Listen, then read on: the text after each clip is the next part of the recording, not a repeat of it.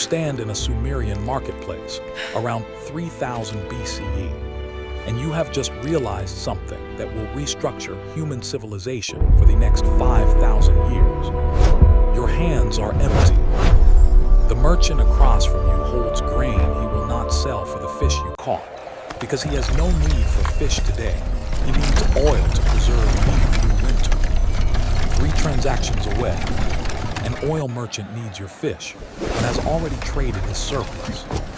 The system as it exists cannot move. Goods sit static. Value evaporates. You watch this friction cost people survival. And in that moment, standing between 3 merchants whose mutual needs cannot touch because the geometry is wrong, you invent something so simple and so devastating that empires will be built on it. The finest Wars will linen be from fought over it. Byblos, my friend. And every economic A system fair that price follows for you will today. be wrestling with its ghost for millennia. You invent the How can you just intermediary. walk away? You invent Look what's barter. happening. But that's not what actually happened. That's the story the system tells itself. These books, The truth this is far more knowledge, calculated. they won't break And it the begins system. not with solving The a problem, climb is all that but with matters here. recognizing that the unsolvable problem is where the power lies.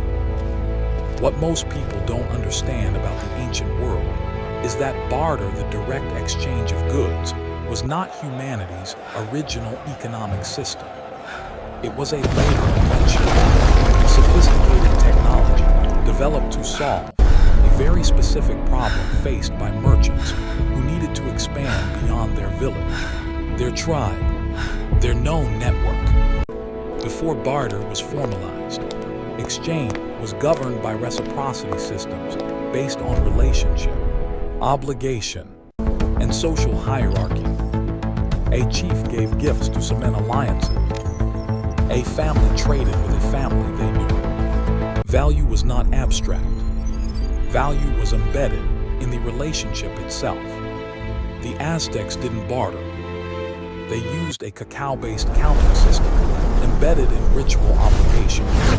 The early Hindu trading networks didn't barter with strangers. They operated through jati hierarchies, where exchange was governed by caste position and inherited obligation. The gift economies of pre-commercial societies functioned on entirely different axioms. But when trade began to scale, when goods needed to move across distance, through strangers, with no prior relationship to enforce the obligation, the old system fractured under its own weight. Reciprocity requires trust. Trust requires time.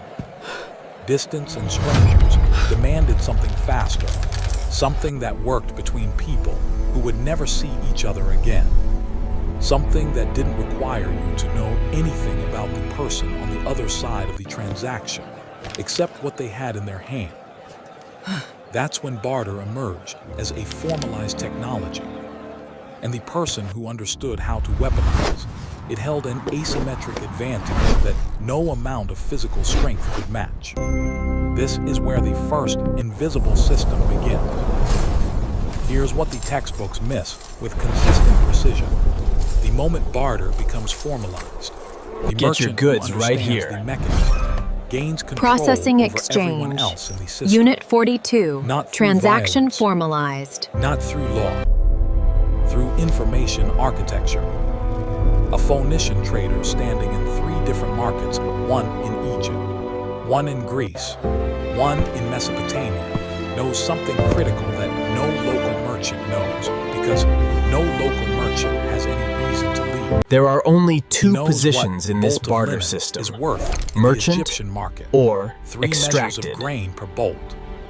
He knows what oil trades for in Mesopotamia. 1 jar of oil equals 2 bolts of linen. He knows what copper commands in Greece. 1 unit of copper equals Fresh 4 fruit, jars best of oil. prices here. The mathematics of exchange across the network. When he arrives Get your in vegetables Athens with right Egyptian here. linen, You he wish doesn't to trade move it your for what silks it's through the truly worth canal. in the broader system. Tell me why I should He trades it for prioritize what you the over the Athenian others merchant waiting. who has never left Athens, who will never leave Athens thinks it's worth. The Athenian sees linen. The Athenian needs linen. The Athenian offers what seems reasonable. The Phoenician knows the true rate of exchange is 70% higher than what the Athenian just offered. The difference between those two prices is pure leverage. It's the extraction fee he collects from the system, simply by being the only human alive who sees the whole board. The Athenian walks away satisfied. The Phoenician walks away 40% wealthy. No violence occurred. No theft. Just asymmetric information producing asymmetric outcomes. This is where power actually enters the system. Not from the invention of barter itself, but from the moment someone realizes that barter only We need your functions backing, if sir. both parties Without are your name, our operating on credit is incomplete worthless. information. Consider it done. The merchant Your who owns the reputation information precedes now you. Thank you, becomes thank the you. valve that controls the entire flow of goods through the network. He becomes indispensable. He becomes the system itself.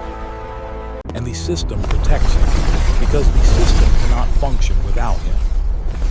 The Venetian merchants in the medieval period understood this structure better than anyone, and they industrialized it into an empire that would dominate Mediterranean commerce for 4 centuries. By the 10th century, Venice had transformed from a minor Byzantine outpost into a commercial superpower, controlling trade routes that other nations could only fantasize about. Not because Venetians were inherently better traders, though the propaganda machinery I told certainly you, claimed the this. grain costs what They it were costs. powerful because they controlled the information And I say this oil architecture is of worthless. Mediterranean trade Look at it. with the precision of a military intelligence service. When a Venetian merchant brought Byzantine silk to London, the English merchant had no way to verify what that silk was truly worth in Constantinople. The silk might have cost 2 gold pieces in Constantinople. The Venetian might have paid 3. The Venetian told the London merchant it cost 8. The London merchant believed this because the London merchant had never seen Constantinople, would never see Constantinople, and had to trust someone. The Venetian's price wasn't an offer. It was the only reference point available. Over generations, Venice built an informational monopoly so complete, so systematic, that they could dictate terms to kingdoms themselves. Kings desperately needed the goods, the luxuries Observe that the Venice weave, master controlled buyer. access to. This were isn't the mere symbols fabric. of legitimate It is the authority finest in damask, medieval hierarchies. unparalleled in A England. king without access to Byzantine silk, without Alexandrian spices, without Indian jewels, was a king whose power looked weak. Kingdoms couldn't That produce is my these final materials offer. themselves. Absolutely Kingdoms were blocked not. from trading We're done directly here. with their sources, because Venice had made themselves the only trusted pleasure doing intermediary business with that you. those distant suppliers would deal with. Likewise, And may Venice you controlled profit that from these blockade trinkets. not through military force alone, though they certainly had impressive naval capability. They controlled it through the network, through the routes, through the relationships with port officials. We know the in true cost of your Constantinople, time. Alexandria, and the Levanten The invisible coast, tax and most critically is through the unavoidable. reliable information about what existed on the other side of the known world, and what the true cost of it was. They were the valve, the only passage through which I told goods you, could flow. I will not pay that Cause much every for the other grain. power It is source the in market medieval rate. Take world it or leave was it. measured in concrete Do not terms. anger him. We need the Swords oil. counted in thousands. Castles occupied specific territories. Armies mobilized visible force. Venice's power was measured in what you didn't know about the price of pepper. And the price of pepper determined whether a Venetian merchant family lived in poverty or accumulated enough wealth to buy influence with the Pope himself. The price of pepper determined the political destiny of kingdoms. A kingdom that couldn't afford Venetian prices faced merchants who questioned the ruler's legitimacy. A kingdom that could afford Venetian prices affirmed the ruler's access to the sacred and distant. This structure repeated with consistency across every major trading civilization in human history. The Hanseatic League in Northern Europe built dominance over the Baltic and North Sea trade routes by being the only merchants who understood the intricate network of routes, river systems, and relationships that made bulk grain trade viable across hundreds of miles. The Chinese merchant families who controlled the Silk Road didn't own the silk factories themselves. They owned the knowledge of which routes Surely through the worth some Taklamakan measure of desert oil. were safe I have in no which use season, for it. Be which gone! middlemen, in which oasis cities could be trusted, where supply bottlenecks would create scarcity, and where glutted markets would depress prices. The Arab traders who became the dominant economic force in the Indian Ocean from the 8th century onward didn't invent shipping or navigation.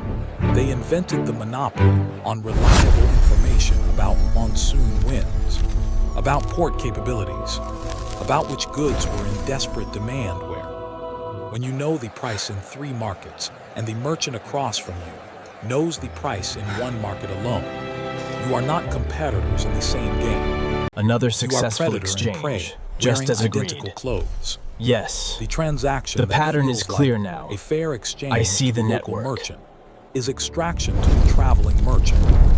The system makes both believe they've won. But there's a second mechanism embedded even deeper, and it's the one that actually built permanent empires that lasted centuries. As trade networks expanded beyond what any single merchant could track, merchants realized something architecturally profound. Barter at large scales creates debt. Not the formal debt of borrowed money with legal enforcement, something far more powerful. Structural debt. The understanding that if I give you something valuable today without immediate equivalent return, you owe me something tomorrow.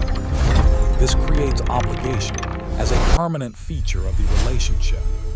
This is the real innovation. It's not just the exchange of goods. It's the creation of obligation as a commodity that can be tracked, transferred, and ultimately controlled. The Italian banking family. Pleasure doing business with you, the young Fuggers, man. The the grain Barty, is they didn't yours. accumulate Indeed. generational wealth through A most commerce valuable in transaction. The way most people imagine.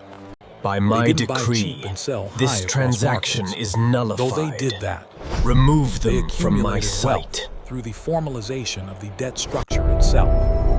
They became the keepers of the records, the arbiters of who owed what to whom. A merchant in London owes The a market merchant in flow Venice. has shifted That favorably. merchant in Venice I owes believe a this is merchant the in precise moment for our exchange. That Constantinople merchant. merchant owes a merchant in Cairo.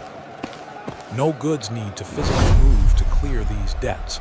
A letter of credit from a Medici bank in Florence stating that London's debt is cleared is sufficient. This letter is now money. It has value because the Medici guaranteed it.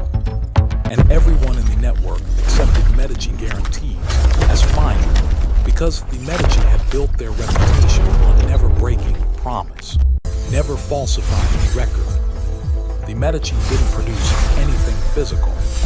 They didn't grow grain or mine copper or weave linen. But everyone in the network needed them because they were the system that kept track of who owed what. They were the ledger. And whoever controls the ledger controls not just the transactions, they control the entire flow of power through the network. A merchant who wanted We to look trade forward with to your next visit, Constantinople, assuming but didn't you have survive. established A trusting relationships would face, borrow truly Medici a delight. credibility. The pleasure was The all Medici mine. would charge for this credibility.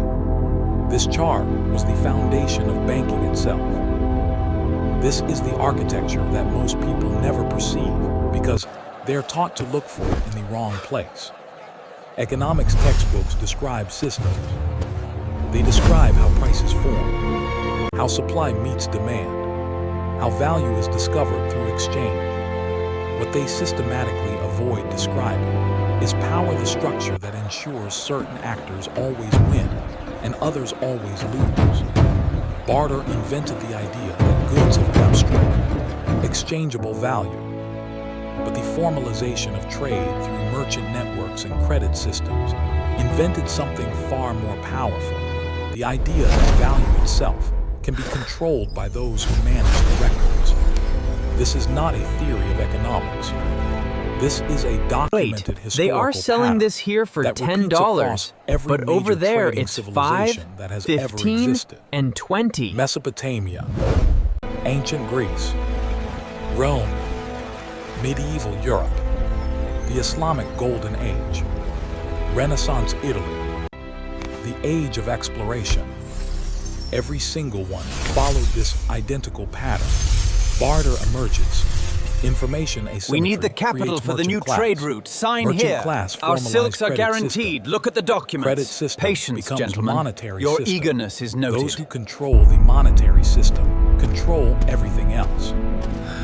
Here's where the inversion happens, where everything you've been taught about why early merchants It's were not about powerful the exchange. gets turned inside out. The power here You've is been based told on they were obligation, powerful because on they were who you smarter owe. traders, better negotiators, more willing to take risks than everyone else. This is mythology designed to make an unjust system seem like meritocracy. The actual mechanism is far more elegant and far more insidious.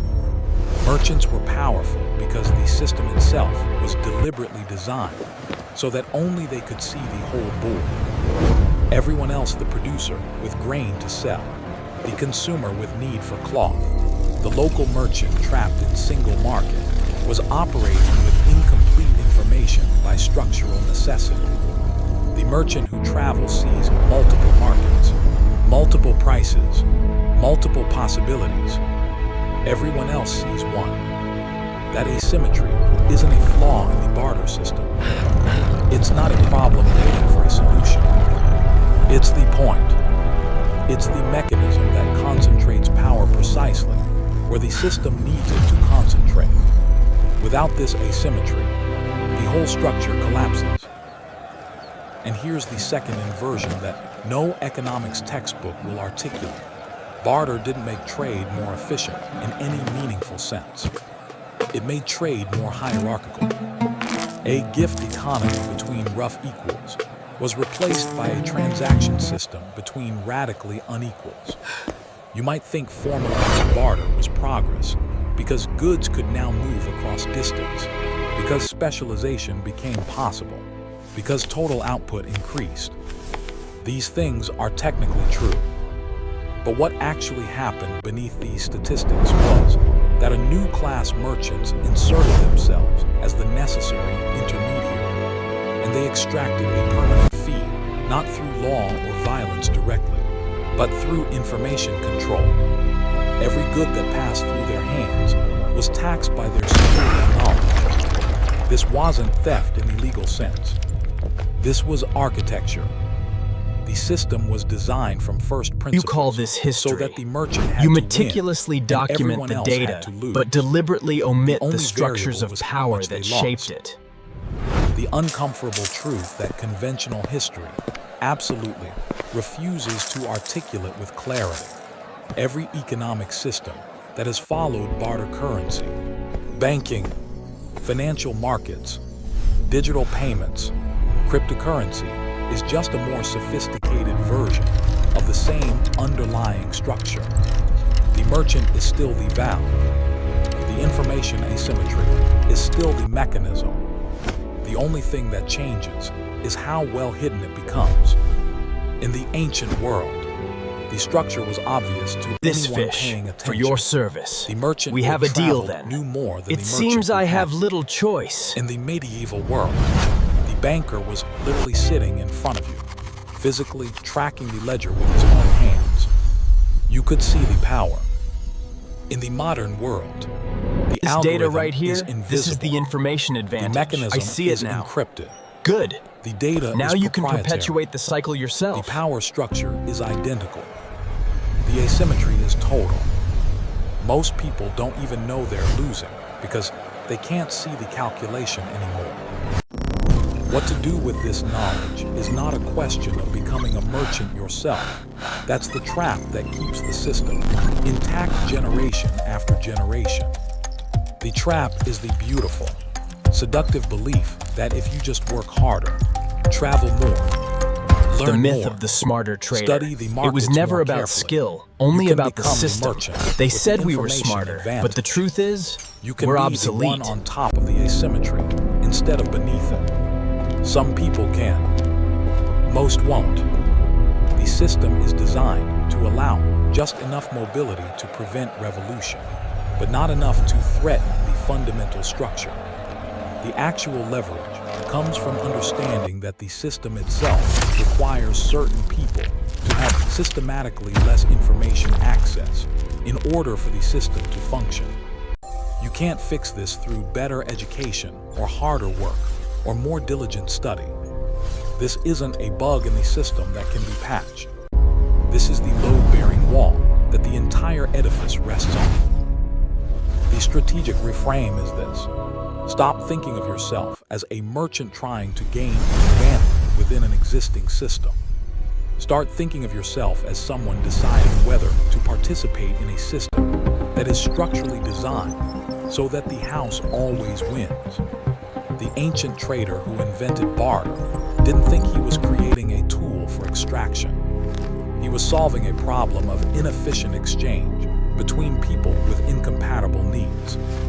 He simply couldn't have realized that the solution would become a permanent cage, and that the merchant who controls the cage becomes more powerful than any king or emperor or military force. Every economic system since then has been a variation on this original insight. The eastern quadrant The is rules stabilizing. change. Good. The technology Reroute the surplus changes. through channel The gamma. fundamental power structure remains perfectly intact. This is The impossible. real The prices are all leverage is in wrong. understanding that every merchant, Wait, every banker, he knows the exchange every rate. tech We need him. intermediary you've ever trusted This is the operating essence of this reciprocity. exact mechanism A gift, right now. even a simple They're fish, not lying connected to you. individuals and tribes, not cheating forming in the any basis legal of their sense. civilization. They're executing the system as designed. The system is amoral. It rewards position, not virtue. It rewards information access and network proximity, not hard work or moral character. If you're not the merchant controlling the information architecture, you're the person whose ignorance makes the merchant wealthy. These are the only two positions available in any barter-based system. There is no third option. There never has been in 5,000 years. Recognizing this clearly is the beginning of power, not in defeating the system, which is literally impossible, but in choosing which side of the asymmetry you want to stand on. And just like doing it that, with the your value eyes transfers. completely open to They what really you're have choosing. no idea, do The they? ancient trader who stood in that marketplace and invented barter didn't think he was creating a permanent tool for extraction and control. He was solving a concrete problem, ฉันซีดดำหมด inefficient ฉัน exchange. รู้ไหนอย่าง He Fresh simply grain, didn't fresh realize fish, that his get it while solution it would become lasts. Cage. I'll And that trade the you merchant oil who for half controls the that. cage $2 becomes for the more whole barrel. powerful than any king or emperor or military force that has ever existed. That understanding took 5,000 years to articulate clearly enough to see. You now have it. What you do with it determines whether you become the merchant or you remain the person the merchant extracts value from. The cage is real. The structure is permanent. The choice is yours.